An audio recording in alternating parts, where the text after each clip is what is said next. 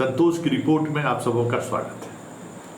और आज हम संतोष की रिपोर्ट में नीतीश कुमार के उस सर्जिकल स्ट्राइक की चर्चा करने जा रहे हैं, जिस सर्जिकल स्ट्राइक की तैयारी पिछले कई महीने से चल रही थी। और हम इशारों में उस सर्जिकल स्ट्राइक के बारे में जानकारी भी दे रहे थे कि किस तरीके से आईएएस लॉबी के बीच खींचतान चल रहा है, किस तरीके से नीतीश जिन आईएएस अधिकारियों पर भरोसा किया उन्होंने भरोसा तोड़ा, किस तरीके से भरोसा तोड़ा, इससे जुड़ी लगातार हम खबरें चला रहे थे। एक आईएएस अधिकारी के यहाँ ईडी का रेड, उस रेड के पीछे का इनसाइट स्टोरी, और उस इनसाइट स्टोरी के बाद सीएम आवास में जिसको मैंने चलाया था कि अन्ना मार्ग के एक बड़े ब्यूरोक्रेट्स के रिश्तेदार के यहाँ ईडी का छापा, कई आईएएस अधिकारियों का ईडी को नोटिस देना, ये सारी खबरें हम चला रहे थे। और खबर के साथ साथ ये भी चला रहे थे कि जो एक सुपर पावर इन दोनों मुख्यमंत्री आवास में काम कर रहा है और प्रत्यक्ष रूप से जो एक सुपर पावर पूरे प्रदेश में एक बना रखा है, उसकी विदाई का वक्त आ गया है। किसी भी समय उसकी विदाई हो सकती है। और आज उस सुपर पावर की कह सकते हैं कि पर कतर दिया गया। जी हाँ, हम बात दीपक कुमार की कर रहे हैं।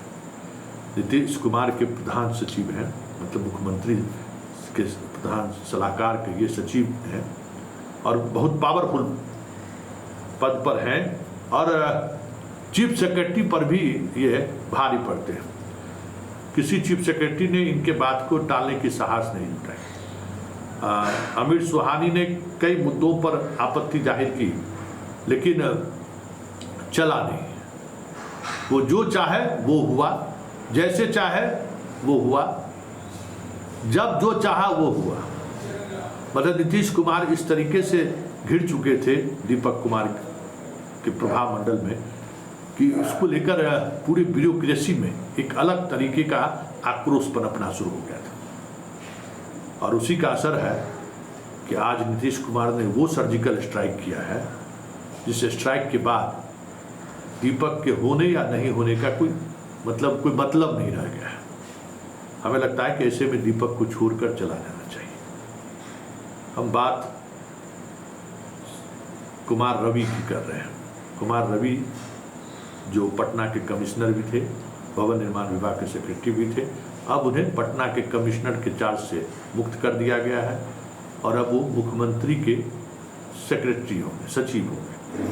और कुमार रवि से मुख्यमंत्री का जो रिश्ता है और जिस तरीके का रिश्ता है और जिस अंतरंगता के साथ दोनों के बीच बातचीत होती है, ऐसे में अब किसी भी पॉलिसी मैटर में दीपक कुमार के होने या नहीं होने का कोई अब मतलब ही नहीं रह जाएगा।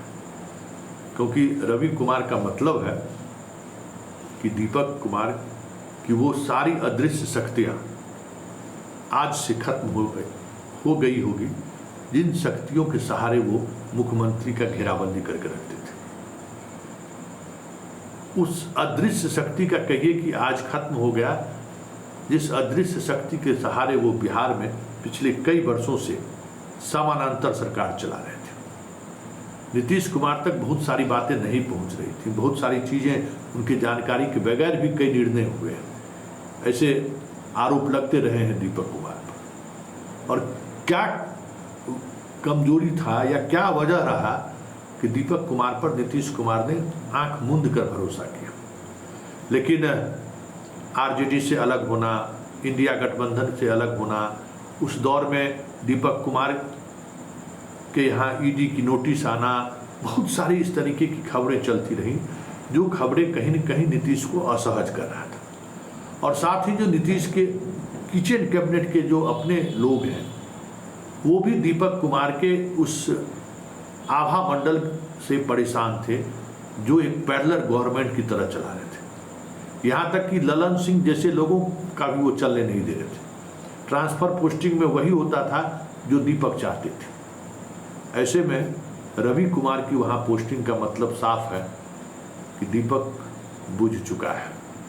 अब जो कुछ भी होगा कुमार रवि के माध्यम से होगा। और कुमार रवि के वहाँ पहुँचने का मतलब है कि बाकी जितने लोग वहाँ हैं, चाहे वो सिद्धार्थ हो, चाहे अनुपम हो, चाहे दीपक कुमार हो, एक अलग तरीके का कह सकते हैं कि पावर सेंटर बन जाएगा। और वो उस पावर सेंटर कहीं न कहीं कुमार रवि के इर्द गिर्द घूमता रहेगा। वैसे कुमार रवि के वहाँ पहुँचने के बाद मनीष वर्मा और मजबूत होंगे। अनुपम कुमार जो एक लेवल के बाद एसर्ट नहीं कर पा रहे थे, अब वो एसर्ट करेंगे। और हमें लगता है कि एस सिद्धार्थ अब वहाँ से बाहर निकलने का रास्ता जरूर ढूंढेंगे। मतलब एक तीर से नीतीश ने कई को निशाने पर लगा दिया, कई को निशाने पर ले लिया। और अब देखना यह है कि इस निर्णय के बाद जो ब्यूरोक्रेसी के अंदर जो एक अलग तरीके का आक्रोश पनप रहा था, या ब्यूरोक्रेसी के अंदर जो बैलेंस जो चंचल जी के ज़माने में हुआ करता था, अंजनी राव के ज़माने में हुआ करता था, जो वो बैलेंस कहीं न कहीं दीपक जी के ज़माने में थोड़ा बिगड़ गया था, अनबैलेंस हो गया था। तो रवि के आने से हमें लगता है, कुमार रवि के आने से वो बैलेंस एक बार फिर से दिखने लगे तो कोई बड़ी बात नहीं होगी। और सबसे महत्वपूर्ण बात यह है कि कुमार रवि के सीएम हाउस पहुंचने के बाद प्रशासनिक निर्णय लेने में जो इतने वक्त लग रहे थे, या दीपक कुमार के रहते हुए भी इतना भरोसा के बावजूद भी जिस तरीके से लगातार नीतीश सरकार का ग्राफ गिर रहा था, चाहे लॉ एंड ऑर्डर का मसला हो, भ्रष्टाचार का मसला हो, विकास का मसला हो, एक अलग तरीके की इमेज सरकार की जा रही थी पब्लिक के पीछे। रवि कुमार के आने के बाद हमें लगता है कि उसमें भी चंद दिनों के अंदर बड़ा बदलाव होता हुआ दिख जाए तो कोई बड़ी बात नहीं।